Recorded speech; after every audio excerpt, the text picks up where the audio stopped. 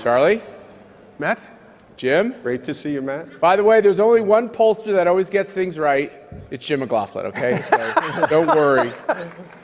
We have a very special relationship between CPAC and the Washington Times. I hope you all read the Washington Times and get all their notifications.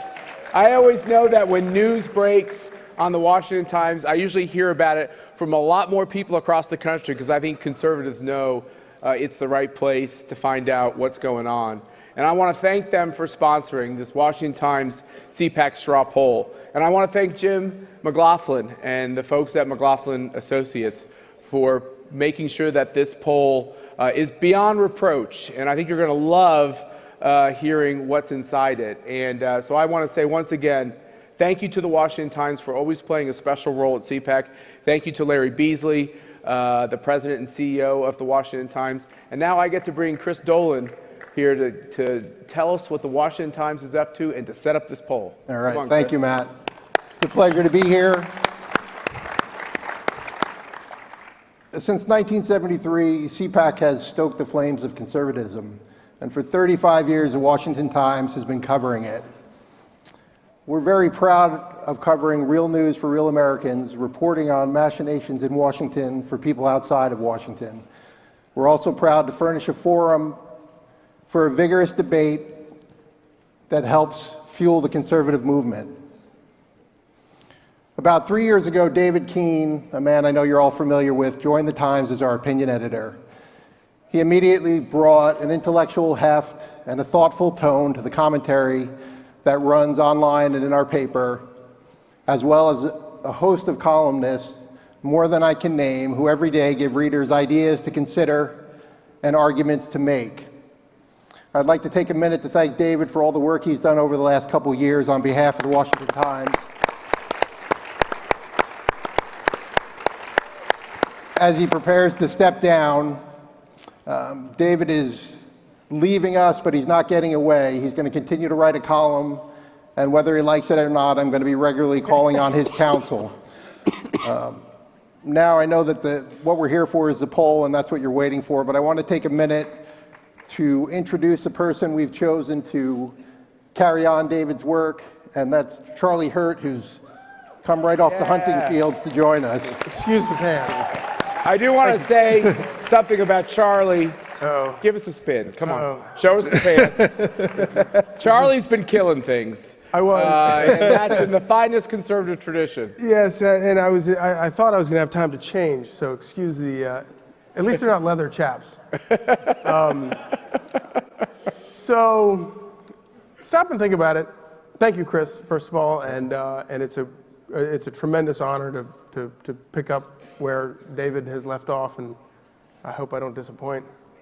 But think about it, you know, right now as we sit here, the federal government has never been more powerful. It has never been more involved in more intricate aspects of every aspect of our personal lives. It has never gobbled up more of your money that you make than it does today. And it is at a time when the House of Representatives, which is supposed to be the body, the branch of the body of the branch of government that is supposed to be the closest to us, because of both parties, both Republicans and Democrats, they have surrendered more power than ever in our history. And if there's ever a time when we don't need fake news. We need real news. We need people covering things that actually matter to people, and things that are actually important to the Republic. And for 35 years, the Washington Times has been that voice and has done that.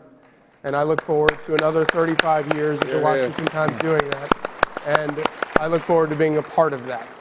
So thank you all very much. Go vote and have your voice heard yet again.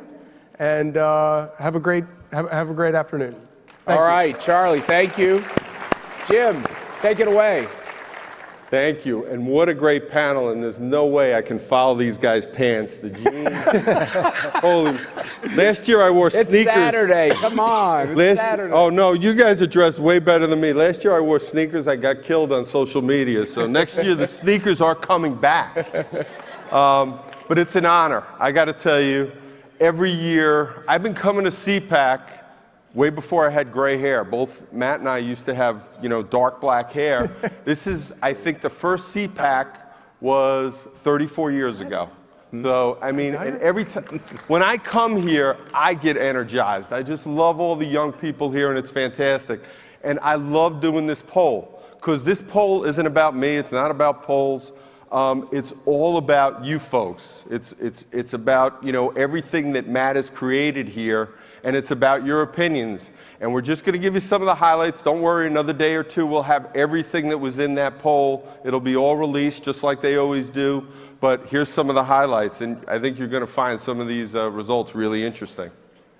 First things first, would you say, we asked the typical that you see in a lot of the media polls, would you say things in the United States are going in the right direction, or have they gotten off on the wrong track? What this is telling you, it's 44 right direction, 47 wrong track. Now, 2/3 of Americans, when we're going into Election Day, were telling us things were off on the wrong track. And by the way, those numbers with Republicans, it was about 80% were telling you things were off on the wrong track. So this is saying things are getting a little better, but there's still work to be done. And it comes out in your responses here. Do you approve or disapprove of Donald Trump? 8.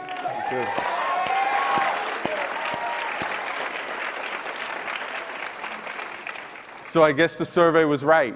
86% approve, only 12% are telling us they disapprove. In many ways, Donald Trump is the conservative movement right now. The conservative movement is Donald Trump.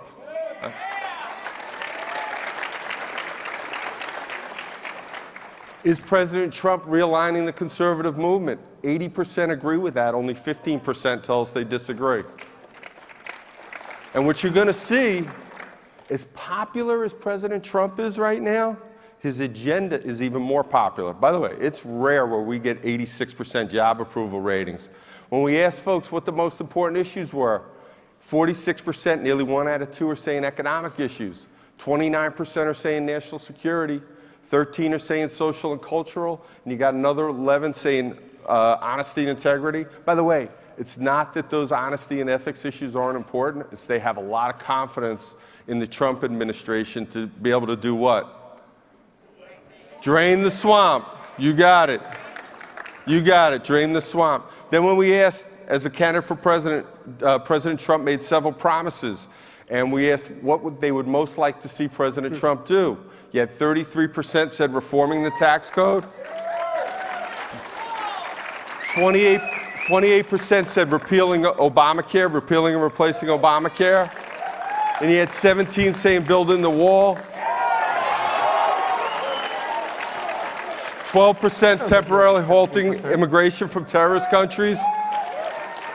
And 8% said infrastructure. So you see more than 6 out of 10 are telling us they want the tax code reformed and they want Obamacare reformed. And by the way, that goes back to the most important issue, because conservatives intuitively get it. You lower taxes, cut regulations, we make our health care more affordable, accessible. That creates jobs and gets the economy going again. We said, I love this place. Which of the following comes close to your own personal opinion? Republicans in Congress should be doing more to support President Trump. 2/3 saying that. Like I said, his agenda is extremely popular right now. They want the Republicans in Congress to do more to support him. Do you approve or disapprove of President Trump's appointment of Neil Gorsuch?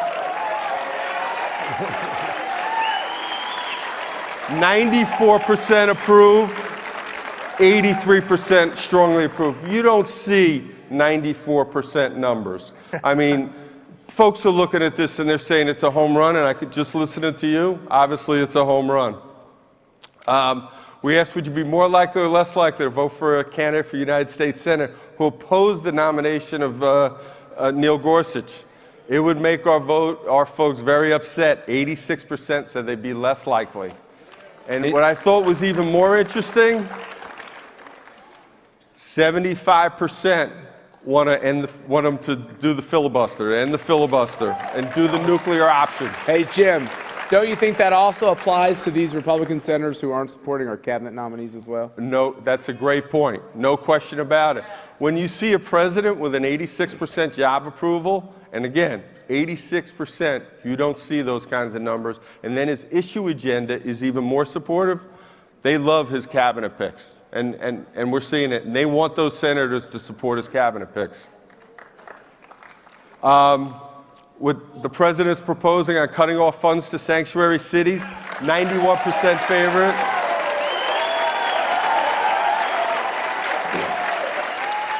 And there's a lot of intensity there. 79% strongly support that. And universities. Yep. You know what? Sometimes I think they're beyond help. And on the president's executive order temporarily halting citizens from 7 Middle Eastern countries from entering the United States, 81% approve, 18% disapprove. You know, it's interesting because I think, again, you see the out-of-touch nature of the elites in the establishment versus the grassroots. And it's like I always say, CPAC is the ultimate when it comes to grassroots. And last but not least, maybe my favorite question, do you approve or disapprove of President Trump using Twitter to communicate more?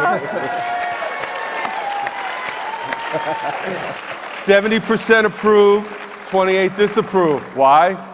That's how he gets around the dishonest media, everybody but the Washington Times. So, thank you, and as always, it's been a pleasure. And by the way, we had a ton of respondents to the survey, and thank you for your participation. Keep up the fight. Thank you, Jim. That was great. So, thanks, guys. Appreciate it. So when you see Charlie Hurd on television, which I know you see him all the time, and then you notice they never show pants on television, so he gets away with it a lot more. But when you hear... I'm usually not wearing pants on television. Oh, TMI. When you think about what many people in the press are driving, which is this idea that you have the conservative movement at a moment of conflict and all this division, and we don't know what we think, and we're so distrustful of the White House, get them Jim's poll, okay? Get them the CPAC straw poll, because what this shows is this: Donald Trump is actually doing the things that the conservative movement wants to get done.